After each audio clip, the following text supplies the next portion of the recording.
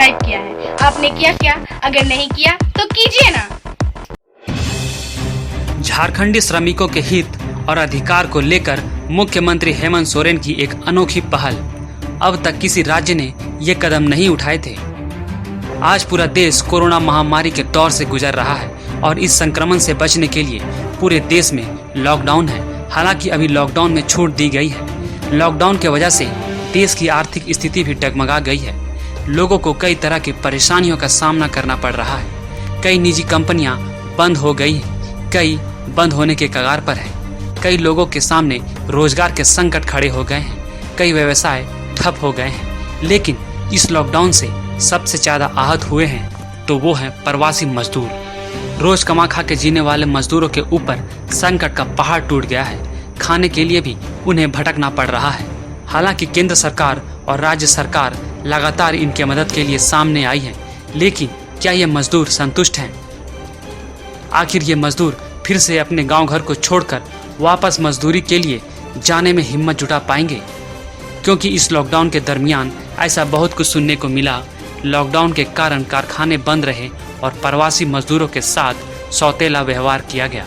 ये मजदूर जो शहर के निर्माण कार्य में अपनी अहम भूमिका निभाते हैं, अपने गांव घर को छोड़कर शहरों को मेट्रो सिटी का रूप देते हैं। हमेशा से दुर्गम क्षेत्रों में भी ये मजदूर अपने श्रम बल से देश की सीमाओं को सुरक्षित रखने का काम करते आए हैं। चाहे वो फिर इंडिया पाकिस्तान बॉर्डर हो या कारगिल और लद्दाख में सड़क निर्माण, शरीर को झंझोर के रख देने वाली ठंडी जगह हो या कड़कती धूप में भी ये मजदूर अपने काम से पीछे नहीं हटते।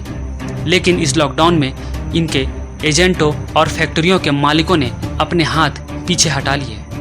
परिश्रम, पीड़ा और परेशानी, इन्हीं तीन शब्दों के बीच फंसकर मजदूर की जिंदगी खत्म हो जाती है। बात करें झारखंड की तो हेमंत सरकार अपने वायदे पूरे करते दिख रहे हैं। मुख्यमंत्री हेमंत सोरेन ने कहा था कि हम अपने प्रवासी मजदूरों को हर हाल में झारखंड लाकर रहेंगे और नतीजा आपके सामने है। सड़क मार्ग हो, रेल मार्ग हो या हवाई मार्ग, प्रवासियों को अपने गृह राज्य लाने में झारखंड सरकार हर वो संभव कोशिश कर रही है। और हेमंत सरकार की ये कोशिश से प्रवासियों के चेहरे पर खुशी और आंखों में खुशी के आंसू झलक रहे हैं। आ कहाँ से रहे?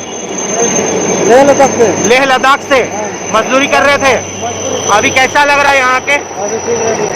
कश्मीर लेह लद्दाख से क्या कर रहे थे वहाँ? टूर में काम कर रहा था। तो कैसा लग रहा था? वहाँ पे परेशानी हो रही थी या क्या? वहाँ परेशान हो रहा था।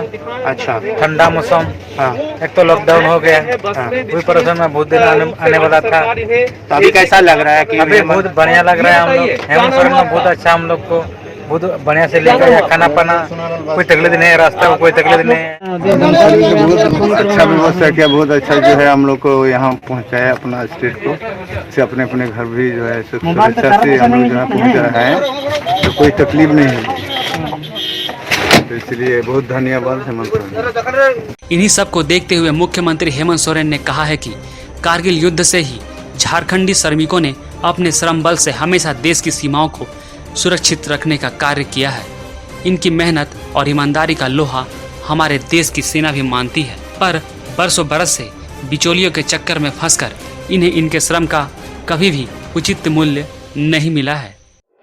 मुख्यमंत्री हेमंत सोरेन ने कहा है कि राष्ट्रीय सुरक्षा हमारी सर्वोच्च प्राथमिकता है और साथ ही हम सीमा क्षेत्रों में राष्ट्र की सेवा करते हुए अपने श्रमिकों के अधिकारों को सुनिश्चित करने को समान प्राथमिकता देते हैं। राज्य सरकार के हस्तक्षेप के बाद लगभग 11,815 श्रमिकों को सीमा सड़क संगठन BRO के लिए पूरे अधिकार के साथ काम करने का अवसर मिलेगा। लॉकडाउन के कारण लेह लद्दाख से लौटे प्रवासी मजदूरों की आपबीती सुनने के बाद मुख्यमंत्री ने वैधानिक शर्तों और श्रमिकों को सभी लाभ देने के लिखित सहमति मिलने के बाद श्रमिकों को ले जाने की अनुमति बॉर्डर रोड ऑर्गेनाइजेशन को दी है। अब इन मजदूरों को निर्धारित मजदूरी की राशि में 20% बढ़ोतरी के साथ सीधे उनके बैंक खाते में मिलेगी। बिचौलियों की भूमिका खत्म की गई। BRO और उपायुक्त के बीच पंजीकरण प्रक्रिया के बाद ही श्रमिक जाएंगे। चिकित्सा सुविधा, यात्रा भत्ता, कार्यस्थल पर सुरक्षा, आवास लाभ भी मिलेगा। हजारों आदिवासी श्रमिक 1970 से लेह लद्दाख के दुर्गम क्षेत्र, कठिनतम चोटियों और दर्रों पर विशेषकर सड़क बनाने जाते हैं। मुख्यमंत्री की इस पहल से मजदूरों को राहत मिलेगा और उनके श्रम का उचित मूल्य मिलने में कारगर साबित हो सकता है।